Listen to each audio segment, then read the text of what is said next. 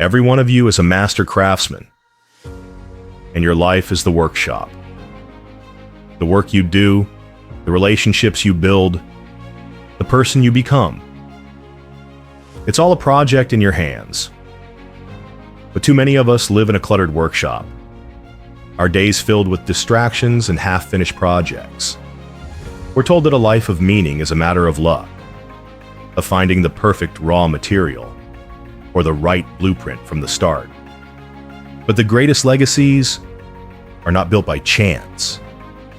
They're built by intent. They are the result of a craftsman's commitment to a few timeless principles. Today, we're going to put down the distractions and pick up the tools of a master. We'll explore the simple, powerful truths that separate the artisan from the amateur. This isn't about finding a single magic key to success. This is about committing to a way of life that ensures your work and your life will stand the test of time. The first step for any master craftsman is to appreciate the raw material. Every one of you has been given a unique piece of wood, a set of talents, skills, and passions that are yours alone. You didn't earn them. They were a gift. The most important thing you can do is to recognize and honor this gift. For me, it was the gift of seeing potential in discarded things. I used to see old, broken furniture and think it was trash. But my mentor taught me to see the beauty in the worn-out grain, the character in the imperfections, the history in the scars. He showed me that the most beautiful pieces often come from what others have thrown away. This is the principle of honoring your raw material. It's about more than just your intelligence or your degrees. It's about your kindness, your resilience, your ability to listen, your unique perspective. Don't waste your life wishing you had someone else's material. Master your own. Understand its strengths, work around its knots, and learn to reveal the hidden beauty within it. This is where your greatest work begins. The most difficult part of any project is the first cut. It's terrifying because you might ruin the material. You might make a mistake. You might fail. But as a master craftsman, you must learn to make the first cut.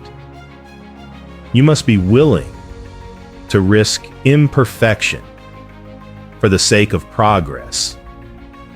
I can tell you from my own experience, I've made thousands of bad cuts. I've ruined countless pieces of wood. Early in my career, I designed a beautiful chair, spent months carving the legs, and then made a tiny mistake on a crucial joint. The chair fell apart. I felt like a failure. But here's the thing. That failed chair taught me more about joinery than any successful project ever could. This is the principle of falling forward. Every failed experiment is not a disaster. It's a lesson. Every mistake is not a sign of incompetence. It's a data point. The biggest mistake you can make is to be so afraid of making a bad cut that you never start at all. The world is full of potential masterpieces that were never started because the creator was paralyzed by the fear of failure. Don't confuse planning with progress. A well-designed blueprint is useless until you pick up the tools and start.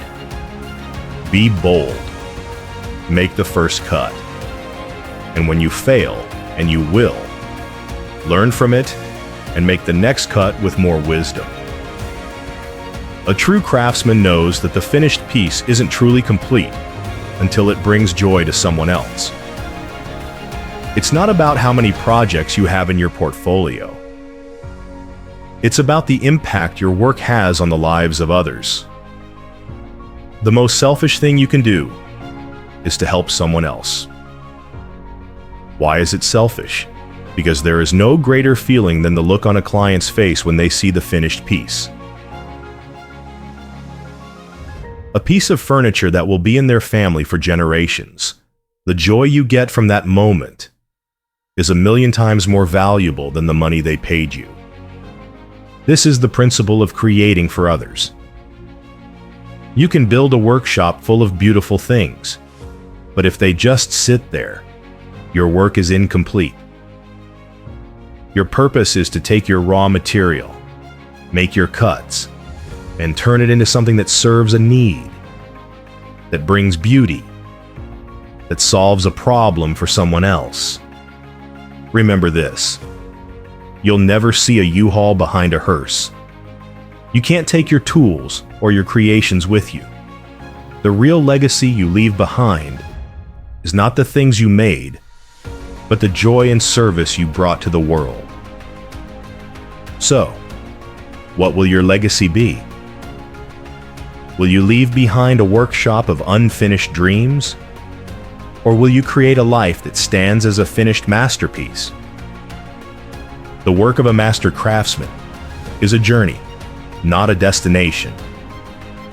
It's a process of honoring your gifts, making bold cuts, and creating with a purpose that serves others. My final piece of advice: go back to your workshop today and get on your knees. Not just to find your tools, but to offer a prayer of gratitude. Say, thank you for the raw material you've been given.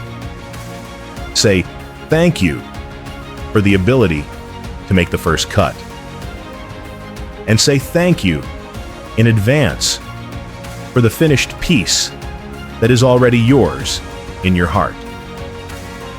True desire for anything good is your intuition's proof that what you want is already yours.